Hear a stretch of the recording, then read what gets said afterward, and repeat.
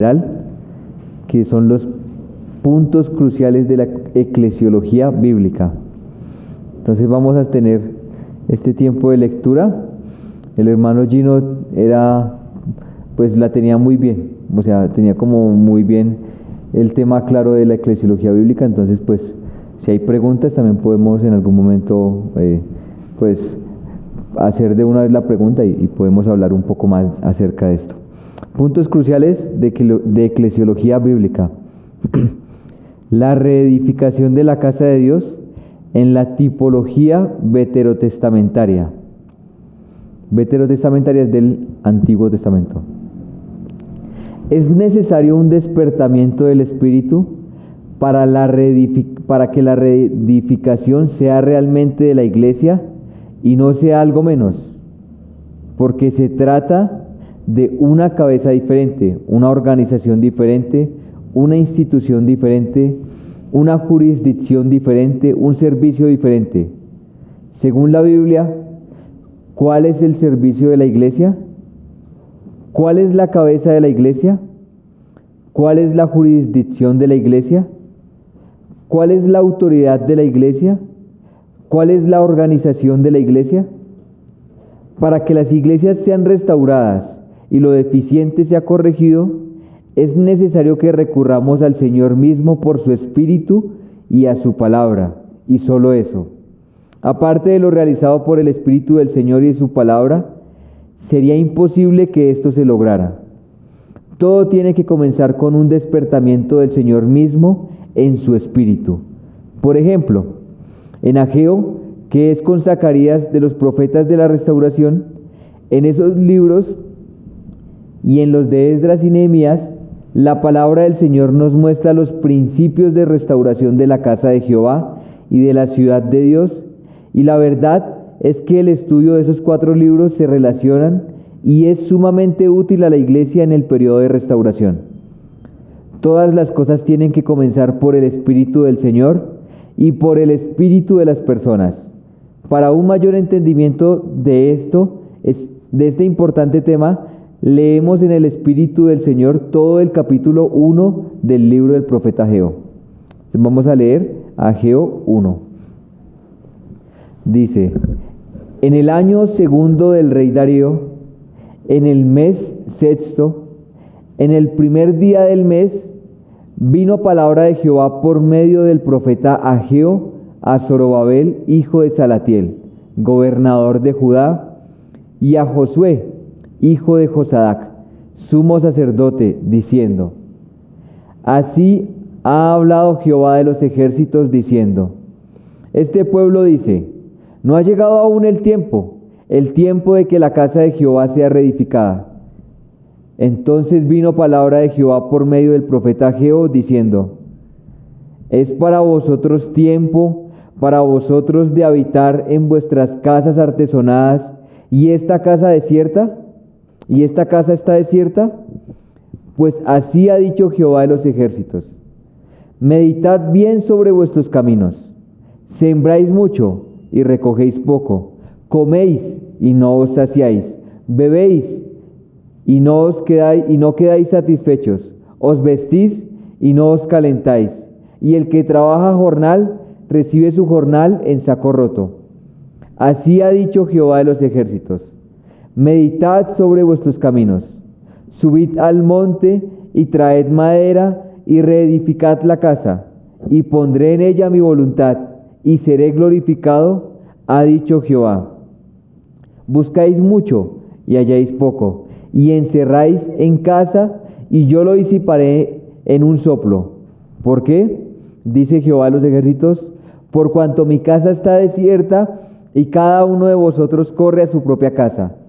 Por eso se detuvo de los cielos sobre vosotros la lluvia, y la tierra detuvo sus frutos.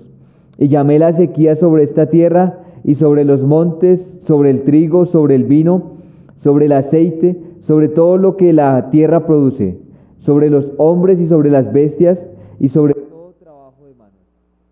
Y oyó Zorobabel, hijo de Salatiel, y Josué, hijo de Josadac, sumo sacerdote, y todo el resto del pueblo, la voz de Jehová su Dios, y las palabras del profeta Ageo, como le habían enviado Jehová su Dios. y temió el pueblo delante de Jehová. Entonces Ageo, enviado de Jehová, habló por mandato de Jehová al pueblo diciendo: yo estoy con vosotros, dice Jehová.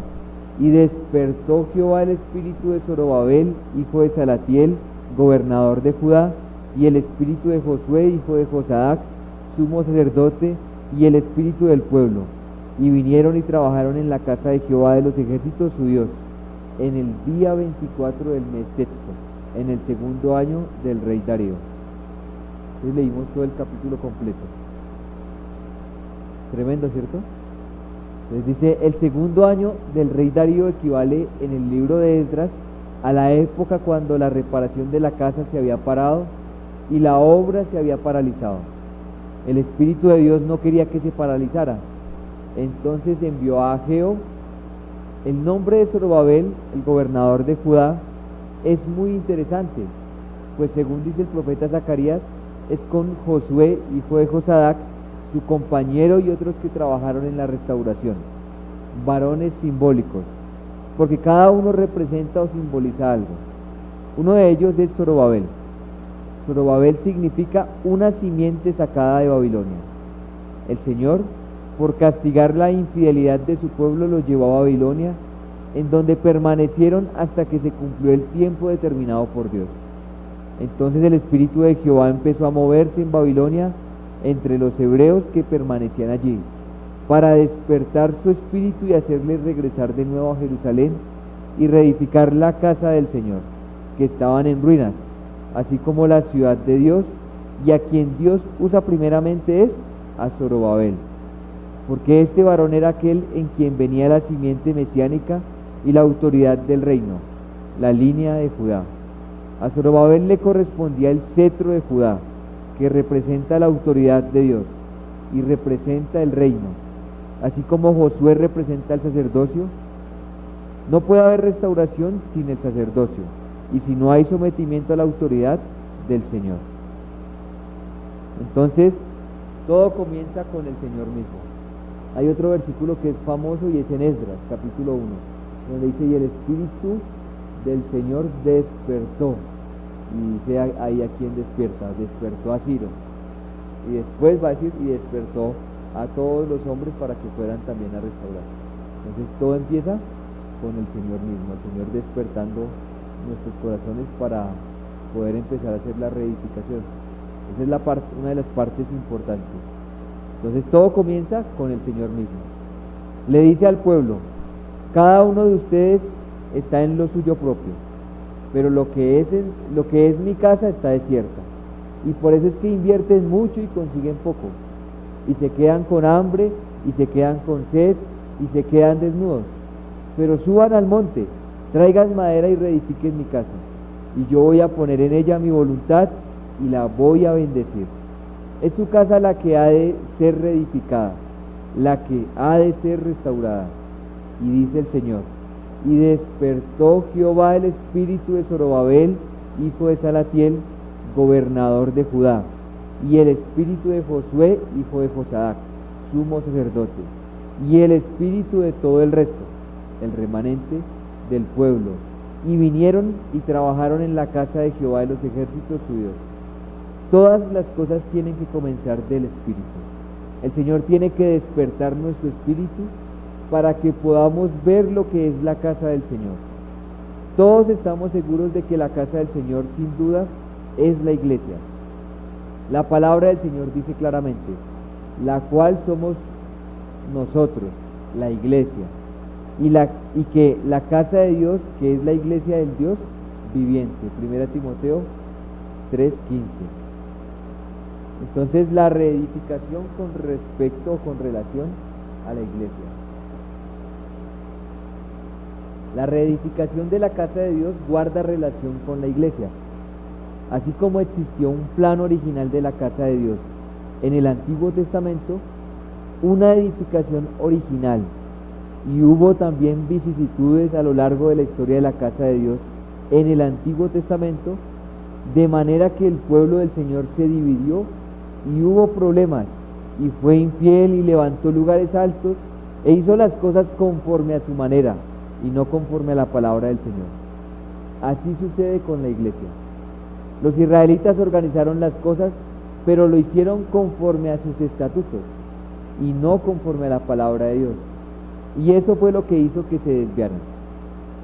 En el segundo libro de Reyes, y concretamente en el capítulo 17, se viene hablando de la caída de Samaria y cautiverio de Israel, explicándonos cuál fue la razón. Pues ellos se habían dividido y habían hecho las cosas conforme a sí mismos. Y luego nos dicen los versos 19 al 23.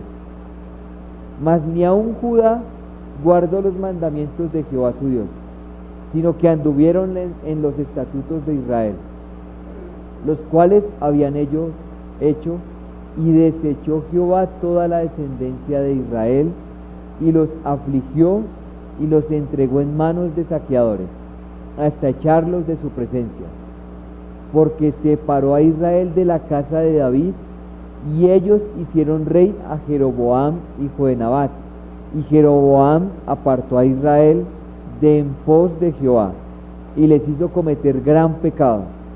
Y los hijos de Israel anduvieron en todos los pecados de Jeroboam que él hizo, sin apartarse de ellos, hasta que Jehová quitó a Israel de delante de su rostro, como también al pueblo. Porque Jeroboam, ustedes conocen todo lo de los reyes, ¿cierto? Jeroboam va y dice, no, pues como estamos divididos, tenemos que hacer también un culto nuevo. Y hacen un culto nuevo y ellos aceptan lo que estaban haciendo el culto de Jeroboam. Y acá termina diciendo que ellos nunca se apartaron, sin apartarse de ellos. Anduvieron en todos los pecados de Jeroboam que él hizo, sin apartarse de ellos. Entonces crearon su propio orden de Levítico, su propio sacerdocio, su propio estatua, todo fue creado diferente sin apartarse. Entonces por eso el hermano Gino empieza a hablar de las leyes que son según la palabra del Señor, o lo que uno empieza a crear, y lo que uno empieza a crear a veces uno se acostumbra a esas partes de lo que está hecho. Por ejemplo, la parte católica, ahorita que estamos, la novena, y ya está hecho desde hace un largo tiempo y continúa, y podríamos decir, y anduvieron en todos los pecados sin apartarse de ellos. ¿Sí? O sea, como que se vuelven tradiciones, y eso es lo que el hermano Gino va a empezar a hablar acá. Dice, si quiere continuamos un poquito más allá, dice, notemos que el verso 19 nos dice que ni aun Judá guardó los mandamientos de Jehová su Dios, sino que anduvieron en los estatutos de Israel. ¿Sí? No en los estatutos de la palabra del Señor, sino en los estatutos que Israel estuvo poniendo, que Jeroboam dijo, establezcamos esto, y eso fue lo que empezaron a hacer también los de Judá, los cuales habían ellos hecho. Es decir, hay cosas que Dios ha hecho, que Dios ha mandado, que Dios ha establecido, y cosas que el pueblo se hace. Y lo que el pueblo hace llega a convertirse en rival de lo que Dios hace. Y luego ya Dios no tiene lo que Él quiere, sino que su casa está desierta, y ellos están cada uno en lo suyo propio, pero están en cautiverio, están en insuficiencia, y están fuera de la voluntad de Dios, fuera del programa de Dios, del plan, del propósito de Dios. ¿Qué hizo Dios? Despierta el Espíritu para que vengan otra vez a reedificar la casa de Dios.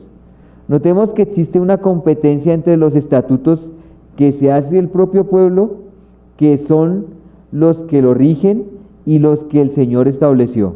Si nosotros realmente queremos servir al Señor y conocer y servir a sus propósitos, tenemos que conocer cuál es el propósito de Dios con la iglesia.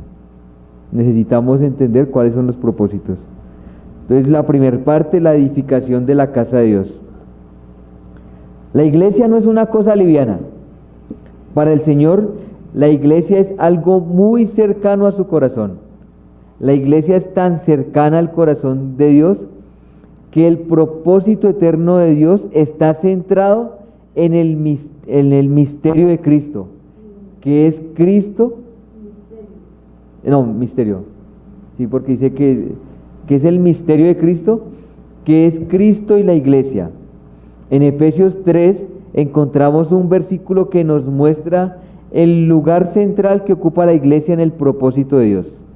Allí dice San Pablo por el Espíritu Santo: a mí, que soy menos que el más pequeño de todos los santos, me fue dada esta gracia de anunciar entre los gentiles el evangelio de las inescrutables riquezas de Cristo y de aclarar a todos cuál sea la dispensación del misterio escondido desde los siglos en Dios, que creó todas las cosas, para que la multiforme sabiduría de Dios sea ahora dada a conocer por medio de la Iglesia a los principados y potestades en los lugares celestiales, conforme al propósito eterno que hizo en Cristo Jesús, nuestro Señor.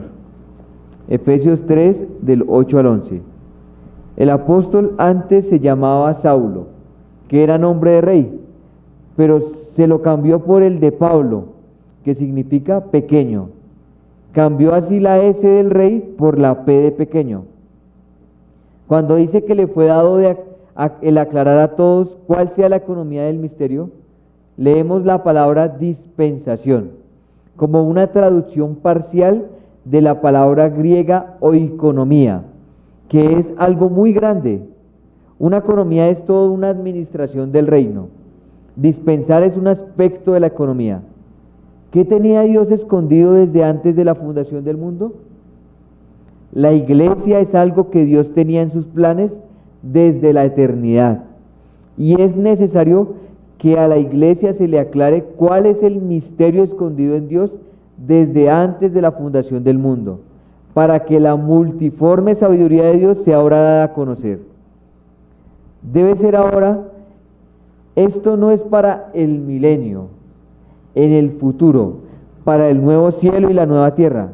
Claro que allá se va a completar, pero esto comienza desde ahora, desde el Nuevo Testamento, para que ahora sea dada a conocer la multiforme sabiduría de Dios por medio de la iglesia a los principados y potestades en lugares celestiales, porque ellos son los testigos de la verdadera edificación. Los hombres miran el vicio, los hombres miran lo que tienen delante de sus ojos, pero Dios mira la verdadera edificación, porque la casa de Dios está edificando, porque la casa que Dios está edificando es una casa espiritual. Por eso dice Pedro, vosotros también sed edificados como casa espiritual. Es algo en la nueva creación, es algo en la intimidad de las personas. Es la comunión con el Señor y con su cuerpo. Eso es lo que Él está edificando. Eso es lo que los demonios ven. No dice solamente por medio de la iglesia, en Jerusalén, en Judea, en Samaria y hasta lo último de la tierra. Sí, eso lo dice, pero también dice ante principados y potestades, porque a los hombres los podemos engañar. Pero la verdadera edificación en el corazón es la que el Señor y los demonios ven. Y esa es la verdadera. No nos engañemos. Nosotros podemos hacer muchas cosas, pero lo que está plenamente hecho por el Señor en el Espíritu, en el corazón, eso es la única cosa que proviene realmente de la nueva creación y va a prevalecer. Los hijos de Seba quisieron usar el nombre de Jesús y el nombre del Padre, y decían sobre los que tenían espíritus malos, os conjuro por Jesús, el que predica Pablo. Y el demonio contestó, a Jesús conozco, y sé quién es Pablo, pero vosotros, ¿quiénes sois? Los demonios veían las cosas desde la dimensión de ellos. Ellos conocían que realmente era una edificación genuina, espiritual, auténtica, y que era solamente un embeleco de la apariencia. A veces los hombres edificamos embelecos de apariencia según nuestros propios estatutos, pero la edificación verdadera de Dios es la edificación de la casa espiritual de Dios, del cuerpo de Cristo, la formación de Cristo en su cuerpo. Esa es la verdadera edificación de la verdadera casa de Dios, la formación de Cristo en su cuerpo, que es la iglesia, la única que Él tiene y que incorpora a todos los hijos de Dios. Esa es la verdadera edificación en la que somos llamados y en esa es la en que estamos comprometidos. No estamos interesados en seguir la corriente a nadie, ni siquiera a nosotros mismos. Dios nos guarde, porque nosotros mismos somos el peor peligro. Amén, ¿cierto? Entonces el propósito eterno de Dios. Regresamos a Efesios 3. Dice el verso 11: conforme al propósito eterno que hizo en Cristo Jesús nuestro Señor. Este trabajo del Señor con la iglesia es conforme al propósito eterno. Dios quiere a la iglesia para expresarse Él en la iglesia. Por eso la iglesia se llama el cuerpo de Cristo. Un cuerpo es el vehículo de la persona, es el instrumento del hogar de la persona. La cabeza y la vida del cuerpo es el Señor, y es el Espíritu del Señor. Y el cuerpo somos todos nosotros los hijos de Dios, que tenemos al Señor en su Espíritu, el Espíritu de Cristo. El que no tiene el Espíritu de Cristo no es de Él. Pero el que tiene el Espíritu de Cristo es parte del cuerpo de Cristo. Y Dios quiere que todo su cuerpo, que es uno solo, sea el canal de su plenitud en la que Él se va formando y expresando. Dios quiere formarse por medio de Cristo y el Espíritu. Dios quiere formarse por medio de Cristo y el Espíritu y expresarse a través de un solo cuerpo, que es la iglesia. La iglesia es la casa de Dios donde Dios mora, donde Cristo se forma y donde el Espíritu fluye y expresa la naturaleza de Dios, el sentir de Dios, el amor de Dios, la bondad de Dios, la luz de Dios, el carácter de Dios. Dios, principio y fin, formándose en el cuerpo de Cristo, que es la iglesia. Las cosas de la iglesia son sumamente importantes para Dios, porque forman los deseos de su corazón en los propósitos eternos en Cristo. ¿Tú crees que Dios no va a estar presente de lo que Él se ha propuesto desde la eternidad? ¿Tú crees que Él no va a ser diligente de lo que Él quiere? A veces nosotros no sabemos lo que queremos, a veces subimos y bajamos, pero Dios sí sabe lo que Él quiere. Y ese es su propósito. Y ese propósito lo ha declarado, lo ha simbolizado, lo ha tipificado, lo ha planeado. Y Él está sobre eso. En todos los siglos Él está haciendo algo. Debemos estar muy atentos a la obra del Espíritu del Señor y a su palabra, en función de su propósito que está en la palabra de Dios. Ahora, si la iglesia es tan importante para Dios, no podemos dejar... Un momento, hermanos. Ahora, si la iglesia es tan importante para Dios, no podemos dejar de considerar lo que Dios ha revelado acerca de la iglesia en su palabra. Porque existe en la Biblia una eclesiología, es decir, una doctrina de la iglesia, que es bíblica, puesto que la iglesia es la casa de Dios y puesto que el plan de Dios es edificarse una casa para morada de su plenitud. Entonces todo lo relativo a la iglesia es de suma importancia para Dios. Ese es su propósito eterno. Lo que Dios ha enseñado en la Biblia acerca de la iglesia es lo que comprende la iglesia. La eclesiología bíblica es la doctrina acerca de la iglesia que aparece en las Escrituras. La eclesiología bíblica se encuentra de manera especial en el libro de los Hechos. O sea que si estamos estudiando Hechos, perfecto, ¿no? Para eso. Y habla acerca de la eclesiología. Porque Dios no quiere solamente una visión de la iglesia o una iglesia en las Escrituras. Dios quiere que la iglesia, según las Escrituras, tenga realidad en cada localidad. Tenemos que trabajar por la visión de la iglesia y por la práctica que Dios tenga realmente en su iglesia. Práctica de carne y hueso, en la tierra, en cada localidad. Dios quiere tener la iglesia, quiere tener el sentir suyo en la iglesia. El sentir de Cristo debe ser el sentir de la iglesia. El pensar de Cristo debe ser el pensar de la iglesia. El Espíritu de Cristo debe ser el que prevalezca en la iglesia. La iglesia es el cuerpo de Cristo, su vehículo. Pero, ¿qué pasa? Así como Israel se hizo sus propios estatutos, así el pueblo en su infidelidad, nosotros, nos hemos hecho nuestras propias cosas. Yo pienso que hay cosas que es legítimo que hagamos a nuestra manera, a nuestro gusto. Por ejemplo, si queremos hacer un club, una biblioteca, un teatro, un partido, un equipo, lo podemos hacer a nuestra manera, pero a la iglesia no lo podemos hacer conforme a nuestro gusto, porque la iglesia es un edificio de Dios, es la casa de Dios y tiene que hacerse conforme al plan de Dios y al fuero de Dios. Yo estuve buscando qué era fuero y era como un tipo ¿de qué? Sí, como un tipo de asamblea de estatutos que se tienen, a los estatutos, a lo que el Señor quiere, como a esa parte personal de Él. Además de la eclesiología bíblica, existe una eclesiología eclesiástica, y entre ambas hay una competencia. La misma iglesia en su infidelidad ha protocolizado, legalizado, aprobado cosas que no son conforme al plan de Dios, sino conforme a sus propios estatutos.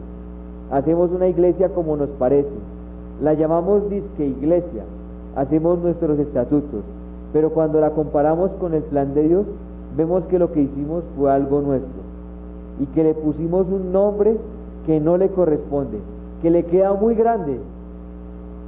Tenemos que ver cuál es la eclesiología de la Biblia, qué es lo que la Biblia enseña acerca de la iglesia, y luego, a la luz de la eclesiología bíblica, juzgar las diferentes variadas y contradictorias eclesiologías eclesiásticas, porque en la historia del pueblo del Señor han aparecido multitudes de llamadas iglesias, pero cuando tú miras a ver si en la Biblia hay denominaciones, no las encuentras. En la Biblia tú no encuentras denominaciones, en la Biblia tú no encuentras iglesias de pastores. Sí, encuentras pastores, pero de la iglesia de la localidad, pero auditorios privados del pastor X no encuentras en la Biblia. En la Biblia no encuentras iglesias de razas, no hay iglesias de negros donde no pueden entrar los blancos. En la Biblia tú no encuentras iglesias de clases, pero ahora hay iglesias que son de ricos, donde los pobres se sienten muy mal y donde no tienen nada que ver con las necesidades de los hermanos pobres. Hay iglesias de pobres donde también están excluidos los ricos. Hay iglesias de apóstoles, iglesias de pastores, iglesias de razas, iglesias de énfasis doctrinales. Si no te gusta hablar en lenguas, entonces te separas y te congregas en la iglesia en contra de las lenguas. En la Biblia no hay iglesias de dones, no hay iglesias de ministerios, no hay iglesias de apóstoles, no hay iglesias de pastores, no hay iglesias de otras clases distintas de la iglesia del Señor en cada localidad. La línea de la edificación del Espíritu.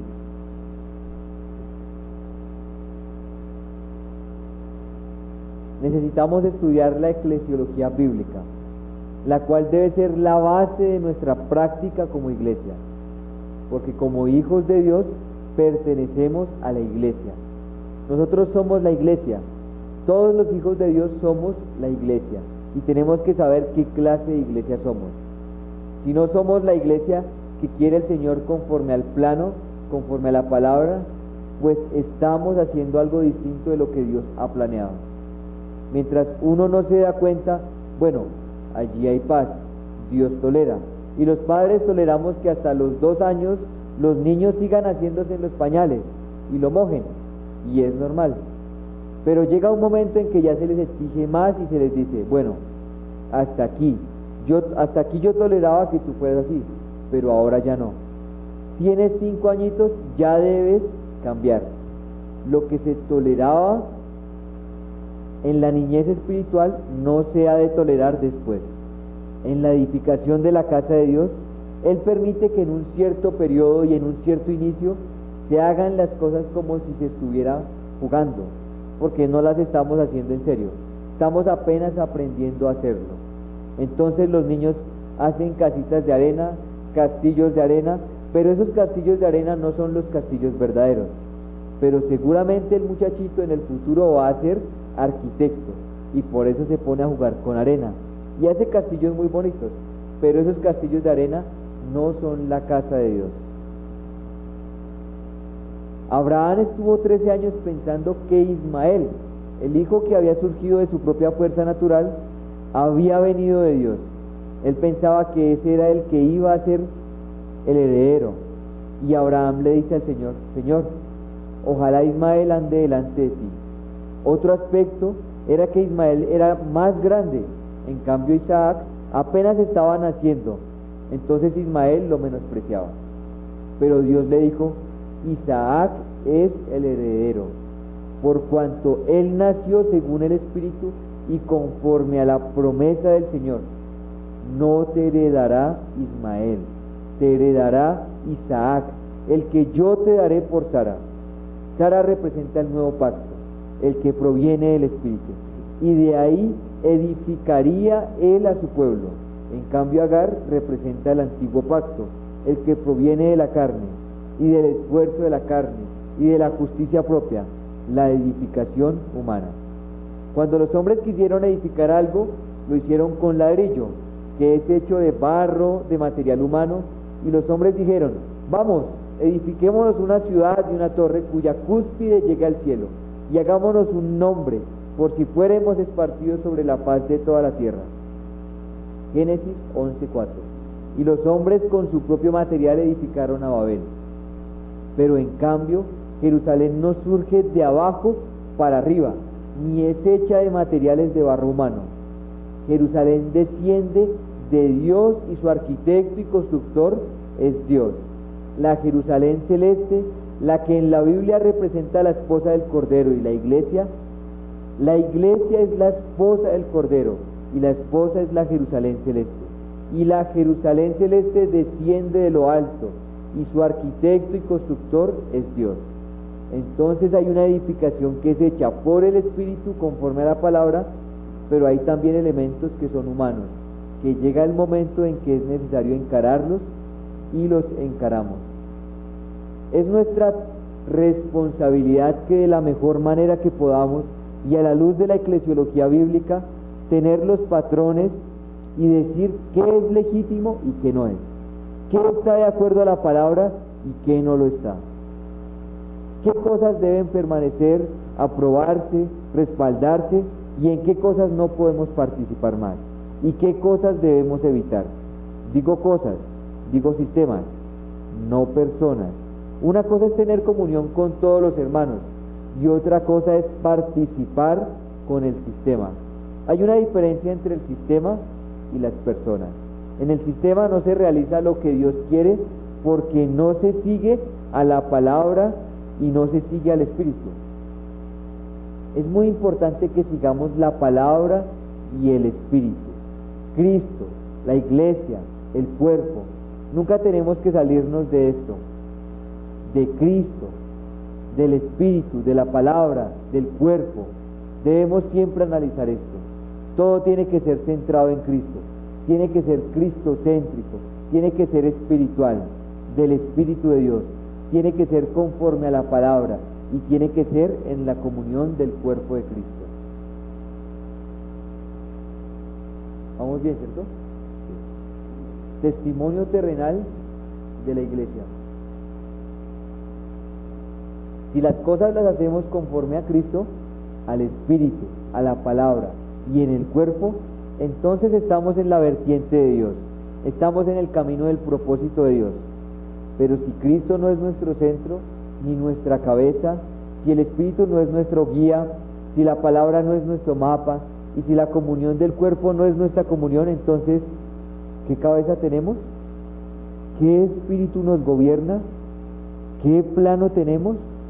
¿Cuál es nuestra comunión? En ese caso no seríamos ni expresaríamos el cuerpo de Cristo. Puede ser que lo seamos si tenemos al Señor, pero el testimonio que damos no es el testimonio apropiado. Damos el testimonio equivocado. Si tú vas, por ejemplo, a la ONU en representación de Colombia, cuando estás allá en la curul de Colombia, tienes que actuar a nombre de Colombia, porque vas en nombre de Colombia. No puedes ir allí en nombre de Fusagasugá.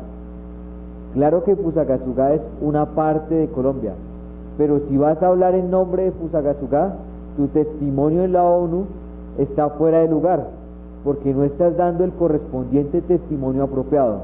Estás siendo menos de lo que debes ser.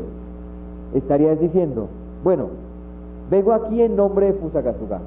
Luego para ti el nombre es Fusagasugá. Puede ser si se tratara de una convención de municipios de Cundinamarca.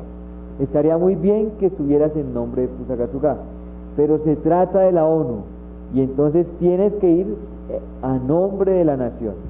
Entonces tu testimonio como representante de Fusagasugá no viene bien en la ONU, porque esa curul le corresponde al representante de Colombia.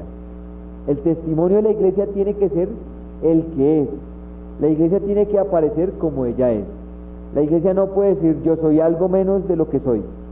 Ella tiene que saber quién es ella y tiene que actuar conforme a lo que ella es. Y tiene que establecer ese testimonio.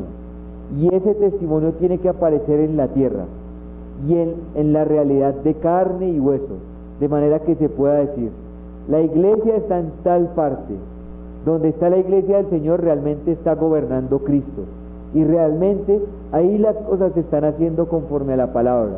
Y realmente ahí se realiza la apertura legítima de la comunión del cuerpo, no algo menos. Pero si lo que edificamos es una denominación a nuestro gusto, donde los que Dios quiere que estén en su cuerpo no estén porque yo no quiero que estén en mi denominación, entonces como ahora soy la cabeza, ya no es Cristo, los que Cristo quiere yo no los quiero, y eso significa que no estamos edificando lo que el Señor quiere, no estamos teniendo la inclusividad de la iglesia. En la Biblia hay cuestiones que caracterizan a la iglesia y que la diferencian de lo que es una secta. Si se ve que lo que vamos a edificar es una secta, cerremos y nos vamos. Pero si nos damos cuenta que somos miembros del legítimo y verdadero cuerpo de Cristo, y nuestro interés es la edificación del cuerpo de Cristo, el que es, eso es diferente. Entonces existe la cabeza de la iglesia, la jurisdicción de la iglesia, la inclusividad de la iglesia, el contenido de la iglesia, el servicio de la iglesia, la disciplina de la iglesia, el gobierno de la iglesia, la comunión de la iglesia, la unidad de la iglesia, las finanzas de la iglesia, las reuniones de la iglesia, las relaciones de la iglesia. La iglesia tiene que tener todo esto normal, como está en el plano de Dios, como está en la Biblia. Si la cabeza no es la que tiene que ser, sino otra, entonces no estamos siguiendo a Cristo, no estamos representando al Señor, sino que hay otra clase de autoridad que está suplantando la legítima. Si la jurisdicción no es la de la iglesia, entonces estamos edificando conforme a otro plano. Se trata de otra edificación. Entonces, aquí el hermano Gino en esta parte, desde acá, de la cabeza de la iglesia, todo esto es los puntos cruciales de la eclesiología. Pues esas son las partes importantes. Y obviamente eso es un tema muy grande. El hermano Gino tiene hasta un libro que se llama Edificando la Iglesia, donde tiene pues ya cada aspecto un poco más desarrollado. Pero esas son las partes importantes. Suponte que seas un gerente de una fábrica, pero tú no sabes dónde comienza y dónde termina la fábrica. A lo mejor descuidas un pabellón de tu fábrica y a lo mejor te metes en el pabellón de la fábrica de al lado. Pero tú tienes que saber cuáles son los límites, la jurisdicción, el terreno, el lugar donde Dios decidió establecer su santuario, poner su mano. Porque es que Dios más bien fija un lugar para que en ese lugar se edifique el santuario. Eso es lo que se llama jurisdicción. Una jurisdicción es lo que determina los límites. La iglesia no puede ser más que esto, ni menos que esto. A veces pecamos porque pretendemos irnos más allá de lo que Dios permite. O lo contrario, también a veces pecamos no por exceso, sino por defecto, cuando no llegamos hasta donde Dios dice.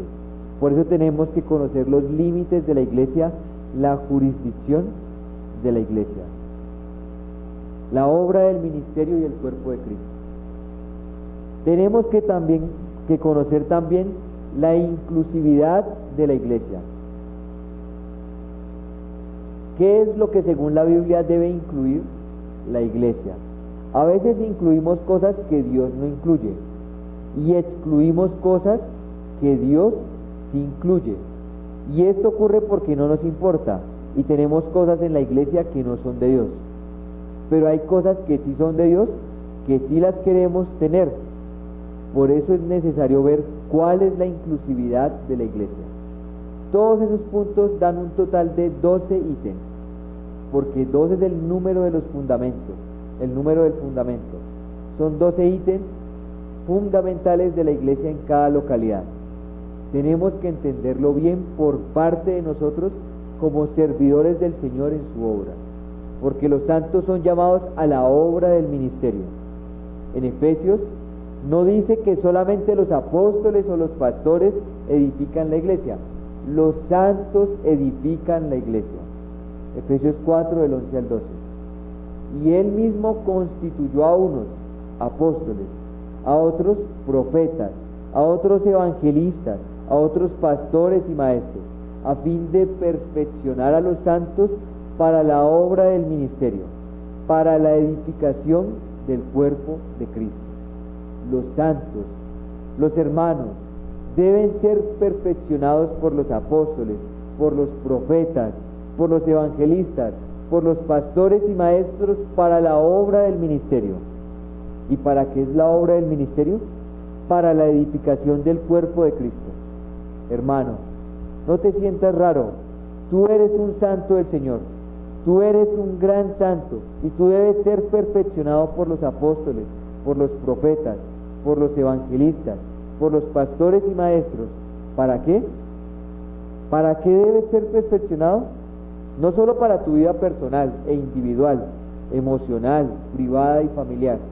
Eso está muy bien y debe ser así y debes encararlo, pero no es suficiente. La perfección de los santos es para la obra del ministerio.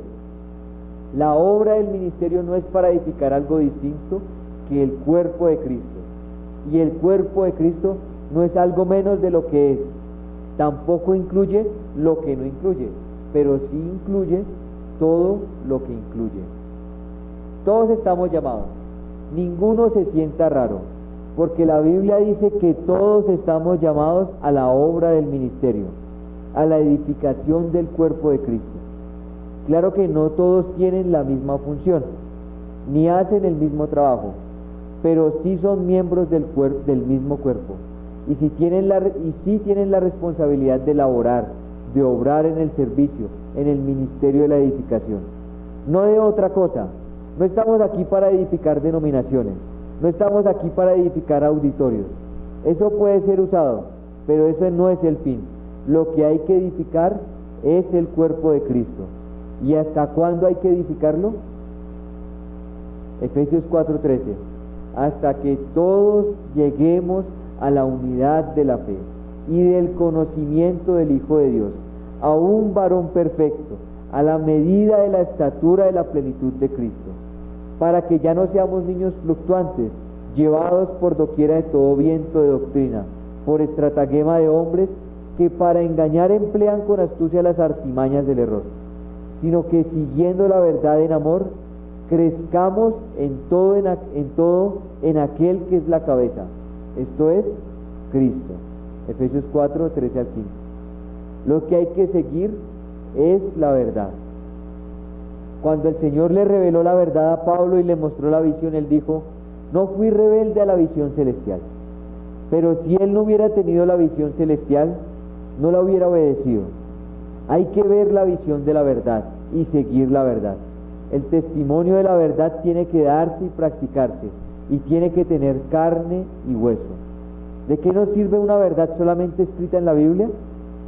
Dios la quiere y es encarnada en la iglesia, y eso es lo que hay que hacer. Siguiendo la verdad en amor es lo importante, porque es que algunas veces hay amor sin verdad y otras veces verdad sin amor. Pero aquí no se sigue el amor como para decir: es que amamos tanto que no importa la verdad, sacrificamos la verdad por causa del amor. No que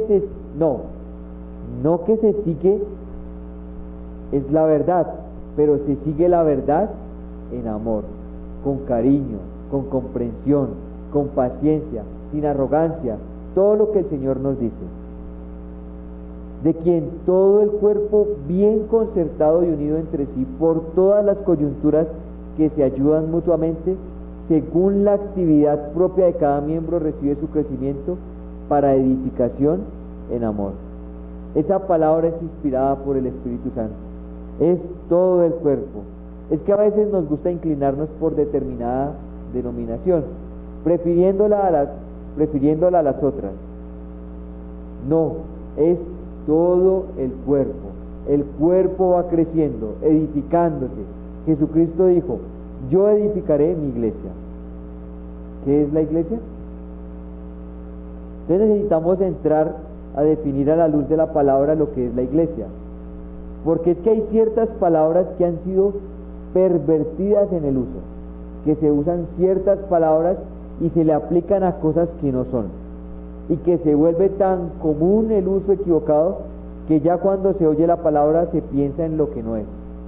Si tú tienes una botella de Coca-Cola y la botella dice Coca-Cola, pero adentro tiene aguarrás, entonces cada vez que tú te tomas el aguarrás, vas a pensar que es Coca-Cola, porque le estás llamando Coca-Cola al aguarrás, pero es aguarrás, no es Coca-Cola.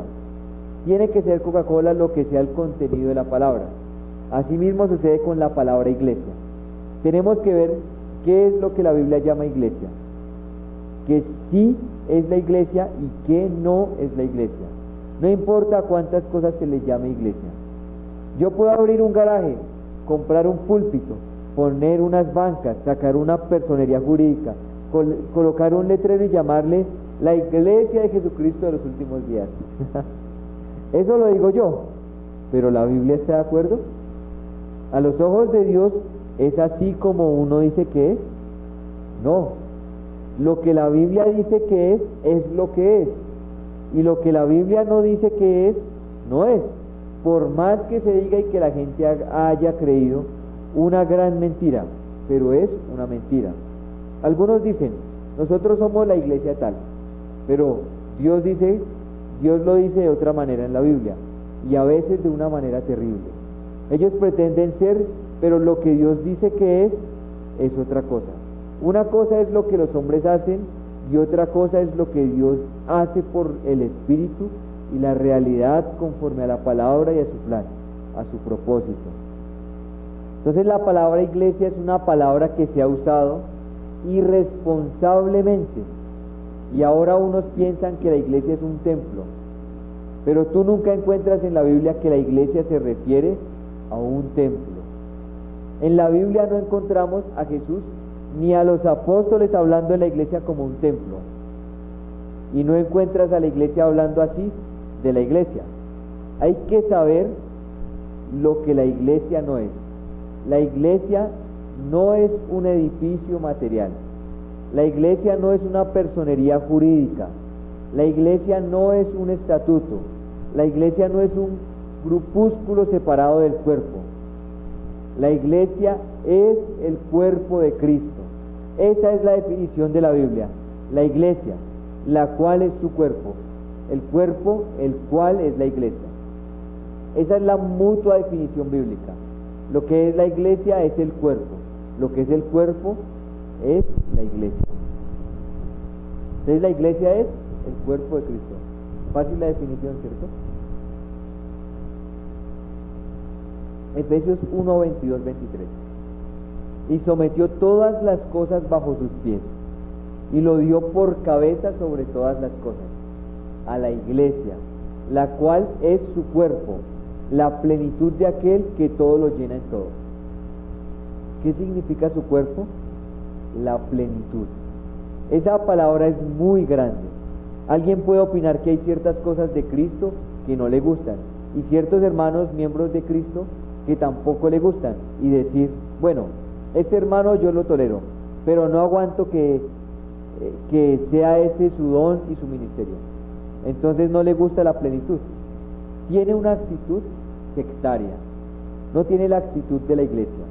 La iglesia es su cuerpo, y el cuerpo es la plenitud de aquel que todo lo llena en todo.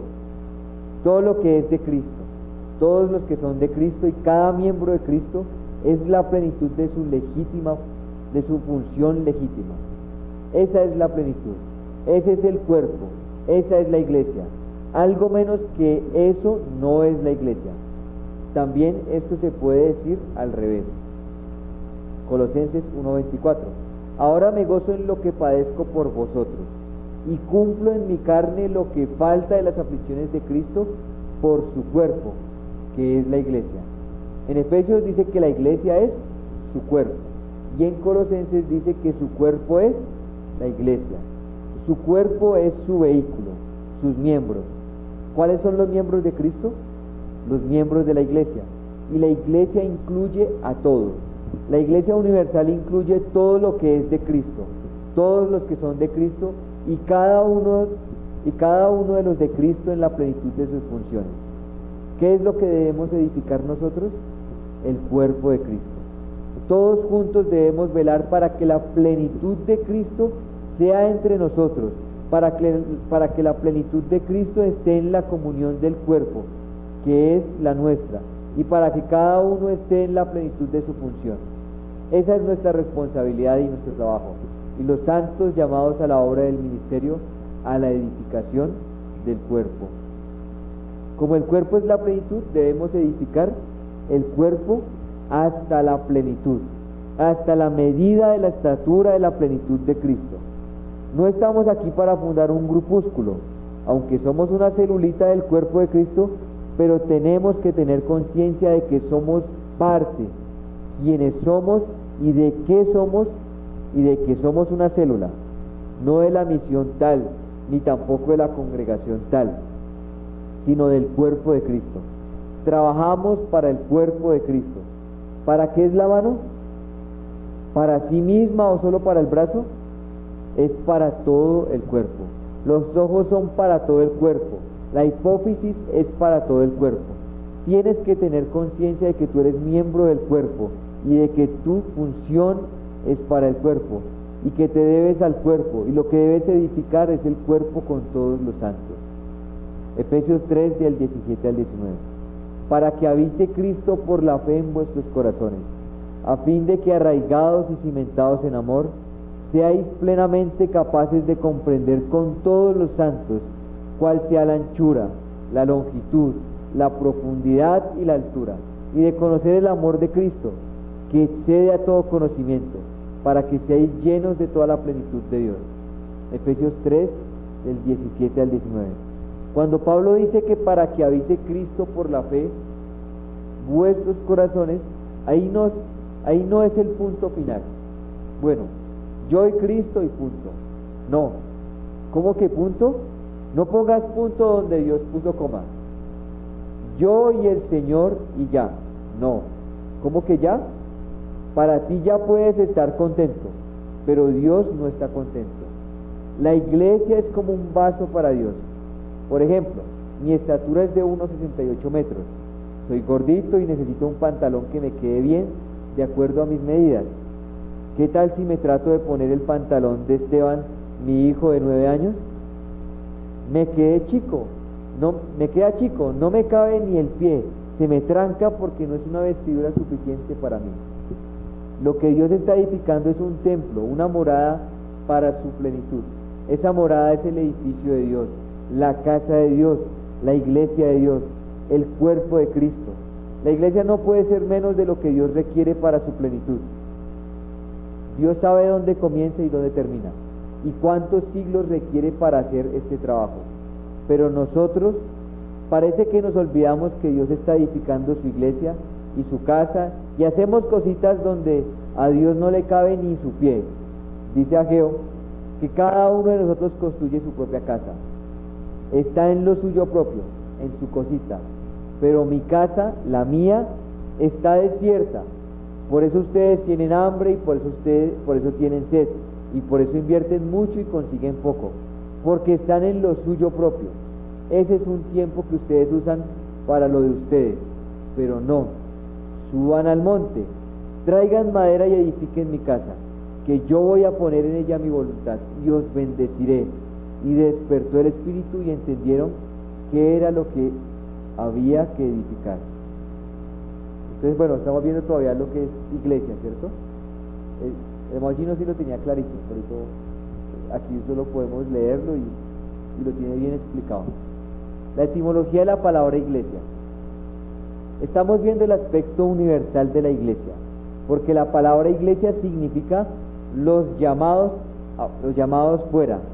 Viene del griego eclesia, que los griegos usaban normalmente para referirse a un conjunto de personas, a una multitud reunida, ya sea en orden, a veces en desorden. En griego común se usaba la palabra asamblea, eclesía. Después el Señor habló de la eclesía de Él, de los que Él llamaba para la asamblea suya propia, para los de su reino, para la de su cuerpo. Entonces las raíces son dos: ek, que quiere decir de o desde, de donde viene la palabra ex, exterior, externo, quiere decir sacar de. Cuando algo sale es expulsado hacia afuera. Esa raíz ex, en español de, viene del griego ek, la palabra épsilon y kappa, ek. Y eclesía significa llamado, es decir, eclesía son los llamados fuera. La asamblea de las personas que el Señor sacó del mundo y las reunió a sí mismo para salvarlos en su grey. Hemos estado comentando que hay palabras que se desnaturalizan porque se les da un significado que no es el que se les dio originalmente, y que al desnaturalizarse ocurre que la doctrina acerca de eso se pierde porque las personas llaman a algo por lo que no es, y a lo que realmente sí es, no saben cómo llamarle o no le ponen nombre, y es algo indefinido o perdido. Entonces necesitamos saber qué es la iglesia en el lenguaje de Jesús. En la Biblia el Señor Jesús nos presenta dos aspectos de la iglesia. En el lenguaje de Jesús, Él habla de la iglesia en dos sentidos. Habla en el sentido universal y en el sentido local. Solamente en dos pasajes aparece Jesús usando la palabra iglesia. En el Evangelio de Juan encuentras la iglesia, pero no la palabra iglesia. En Lucas no encuentras la palabra iglesia. En Marcos no encuentras la palabra iglesia. Solamente en Mateo se encuentra la palabra iglesia en dos pasajes, en Mateo 16 y en Mateo 18. En Mateo 16 te habla de la iglesia universal y en Mateo 18 te habla de la iglesia local. Es decir, que existe la iglesia universal y existe la iglesia local. Entonces vamos a ver esas dos partes, la iglesia universal y la iglesia local. La iglesia universal. Tenemos que entender cuál es la iglesia universal y cuál es la iglesia local, porque el Señor llama iglesia a la universal y llama iglesia a la local, pero el Señor no llama iglesia a otras cosas distintas.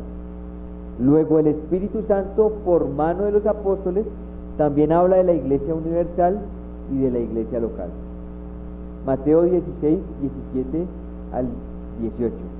Entonces le respondió Jesús: bienaventurado eres, Simón, hijo de Jonás, porque no te lo reveló carne ni sangre, sino mi Padre que está en los cielos. Y yo también te digo que tú eres Pedro, y sobre esta roca edificaré mi iglesia, y las puertas del Hades no prevalecerán contra ella. Mateo 16, del 17 al 18. Cuando el Señor dice a Pedro, y sobre esta roca, no significa sobre ti, sino sobre lo que tú acabas de expresar que yo soy, que soy yo, que te lo reveló el Padre diciéndome: tú eres el Cristo, el Hijo del Dios viviente. Eso no te lo reveló carne ni sangre. El Padre le reveló a Pedro quién era Cristo, y Pedro lo confesó. Esa es la roca, el Cristo revelado por el Padre y confesado por la iglesia. Tú eras Simón, una caña llevada por el viento, pero ahora eres Pedro, una piedra, una roca.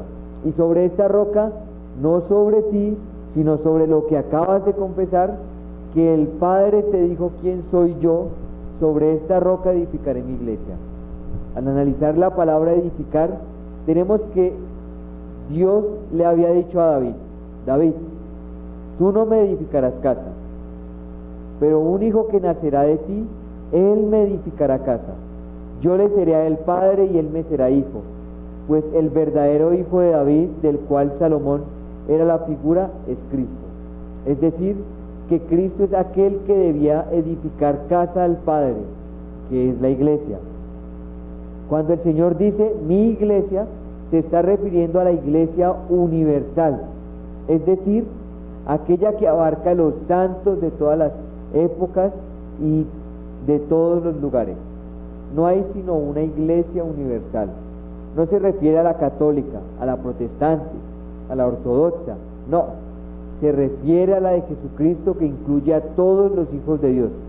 No importa si estuvieron dentro de los católicos, dentro de los evangélicos, dentro de los ortodoxos, lo importante en sí realmente es que fueron nacidos de nuevo, que realmente conocieron al Señor, realmente creyeron en Él, creyeron en su sangre.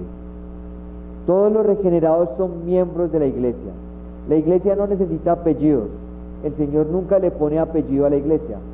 En la Biblia, la iglesia no tiene apellido porque es solamente una. Hay muchos Pedros, Pedro González, Pedro Martínez, Pedro Leyes, etcétera, porque hay muchos. Pero cuando hay uno solo, no necesita nombre. La iglesia universal no tiene nombre. Si decimos, esta es la católica romana, entonces nosotros, que somos hijos de Dios, no cabemos ahí. Se está usando la palabra iglesia y la palabra católica ilegítimamente, porque si fuera iglesia incluiría a todos, estaríamos ahí. Si fuera católica sería universal. ¿Y por qué no nos tiene adentro? Además, si es católica, ¿cómo va a ser romana? Es una contradicción. Decimos, esta es la iglesia ortodoxa rusa, la misma cosa. O la iglesia protestante, o la iglesia evangélica, la misma cosa. Tremendo, ¿cierto? La iglesia no es sino una. No necesita apellido. La universal, la iglesia de Jesucristo. Puede haber alguna denominación que se llame Iglesia de Jesucristo, pero que no incluya la iglesia real, que tiene un nombre que no corresponde a su realidad, a su práctica, a su actitud, que no da el testimonio legítimo de lo que ella es, sino que su actitud es inferior o menor, pues tiene un nombre que le queda grande, necesita ensancharse para acomodarse a la realidad. La iglesia universal incluye a todos los escogidos, desde el primero que hubo hasta el último que habrá. Ahí están todos los hijos de Dios, de todas las edades, de todos los países, de todas las razas, de todas las nacionalidades. Si son ricos, si son pobres, si son hombres, si son mujeres, si son blancos, ya en Cristo, no hay esa diferencia de bárbaros y escitas, griegos y judíos. Eso se acabó. Esa es la iglesia universal. Esa es la que dice en Efesios 3:21. A Él sea la gloria en la iglesia en Cristo Jesús, por todas las edades, por los siglos de los siglos. Amén. Entonces en los Colosenses se nos habla también de la iglesia universal. Mateo 16 muestra la mención de Jesús, y Efesios y Colosenses nos da la doctrina bíblica acerca de lo que es la iglesia universal. Aparece la iglesia universal como el cuerpo de Cristo, como la casa de Dios, como la familia de Dios, como el edificio de Dios, como la esposa del Cordero, como el guerrero de Dios. Todos esos aspectos que corresponden a la iglesia universal están en Efesios. Efesios es una epístola eclesiológica por excelencia. En el capítulo 1 aparece la iglesia como el cuerpo de Cristo. En el capítulo 2 aparece también la iglesia como el nuevo hombre, y un solo y nuevo hombre. La iglesia no es sino un solo hombre nuevo, que es Cristo resucitado y repartido en todos sus miembros, en un solo hombre con muchos miembros. Cada uno es un miembro de un solo gigante, que es Cristo. Un Cristo corporativo incorporado en todo el cuerpo. Esa es la iglesia. Eso es lo que el nuevo hombre, la iglesia, es cuerpo y es nuevo hombre.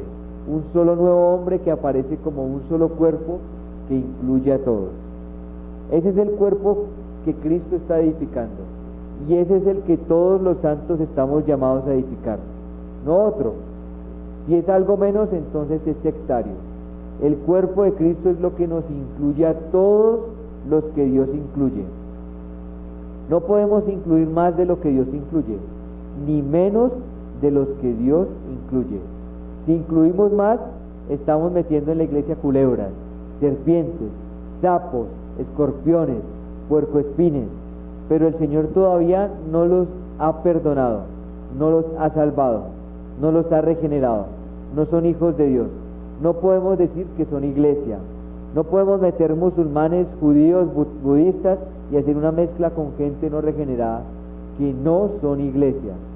Eso se llama ecumenismo, cuando se une todo lo que usted cree en Dios, usted cree en este, usted cree en este, bueno, y reunimos. Y ahorita en esta época ha crecido más, ha crecido un montón, ¿no? Esta parte de la iglesia ecuménica, la iglesia ecuménica de no sé qué, y entonces, sí, estuve con unos budistas y con unos tal, con estos, y también son buenas personas. Yo no sé por qué nosotros los cristianos los rechazamos, ¿sí? No, nadie lo está rechazando, sino que la iglesia es lo que es la iglesia, pero a veces como que extendemos mucho, ¿no? Entonces, importante eso. Preguntan, por ejemplo, ¿cuántos feligreses tiene la iglesia católica en Latinoamérica?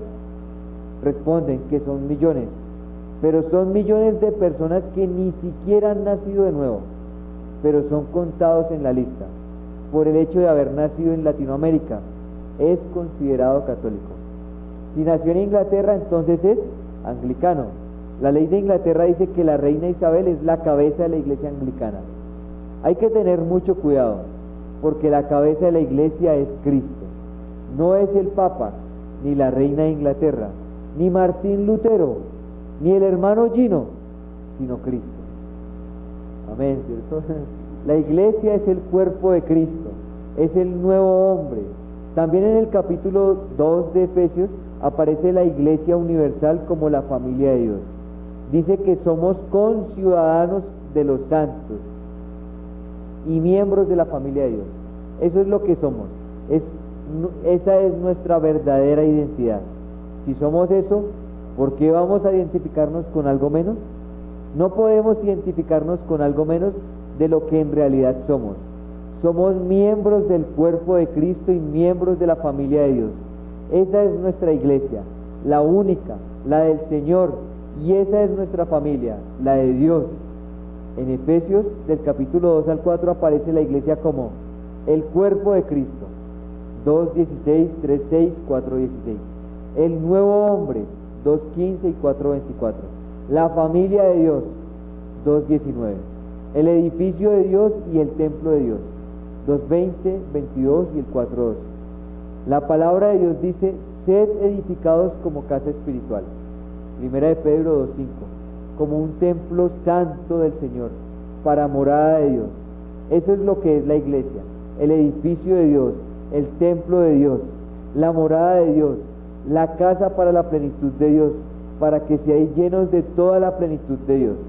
En el capítulo 5 de Efesios aparece la iglesia como la esposa del Cordero, como su compañera íntima, como el amor de su corazón. Las casadas estén sujetas a sus propios maridos como al Señor. Maridos, amad a vuestras mujeres, así como Cristo amó a la iglesia y se entregó a sí mismo por ella. Por esto dejará el hombre a su padre y a su madre, y se unirá a su mujer, y los dos serán una sola carne. Grande es este misterio, mas yo digo esto respecto de Cristo y de la iglesia. Efesios 5, 22, 25. Las mujeres deben estar sujetas a sus maridos como la iglesia se sujeta a Cristo. La iglesia es la esposa de Cristo, no una denominación que se llame la esposa, pero que no incluye todo lo de Cristo, todos los de Cristo, y cada uno en la plenitud de sus funciones.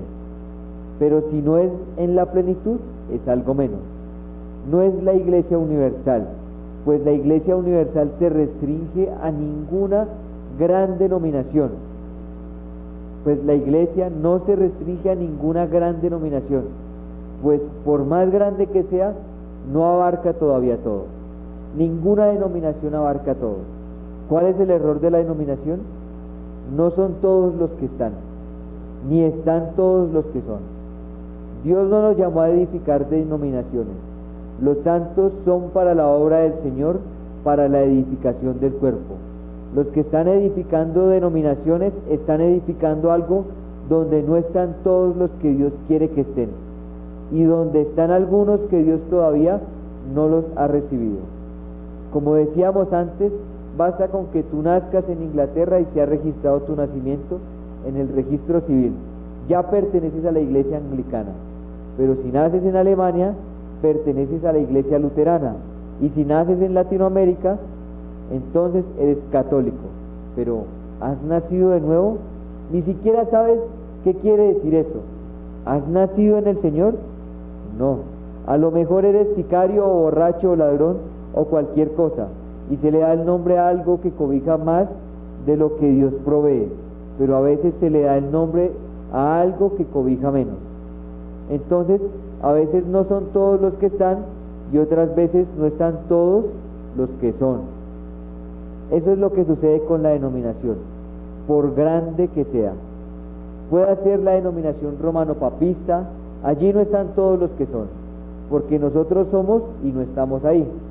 Pero ahí hay narcotraficantes, hay grandes ladrones de bancos y todo, y hay ateos, hay masones que hacen misas negras, jesuitas que viven practicando la masonería, y otras veces no están todos los que son.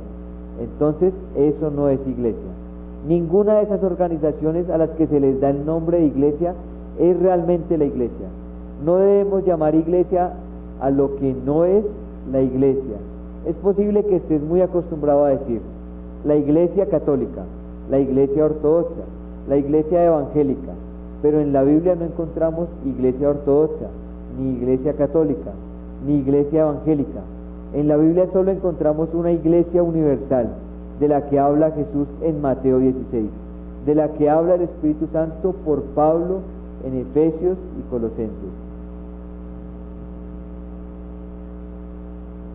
Nos queda todavía un poquito para terminar la iglesia local. Amén. Bonito, ¿cierto? Entender lo que somos nosotros. Sí, uno puede empezar si Dios nos permita, que podamos ver como Bernabé cuando llegó a Antioquía, que vio la gracia del Señor en ellos. Entonces el Señor nos permite también poder ver así la gracia del Señor en todos nuestros hermanos, que uno puede decir, este es mi hermano.